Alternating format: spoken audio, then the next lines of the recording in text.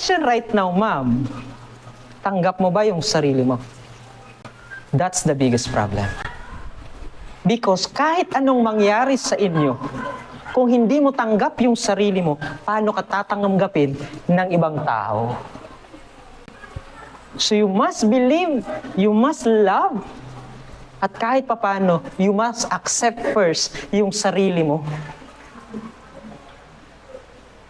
Kasi sometimes we are requiring other people na irespeto tayo, na mahalin tayo, na tanggapin tayo, pero kahit ikaw mismo sa sarili mo, hindi mo kayang ibigay yung gusto mo. So starting today, kahit papano, don't wait na mahalin ka ng ibang tao. Sa halip, bigyan mo yung sarili mo ng karapat-dapat na pagmamahal na kailangan mo. Because you cannot control them. So please, starting today, you must love, you must learn to accept who you are.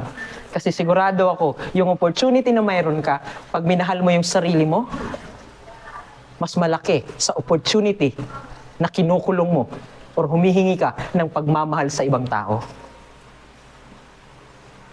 Promise, ma'am? Promise?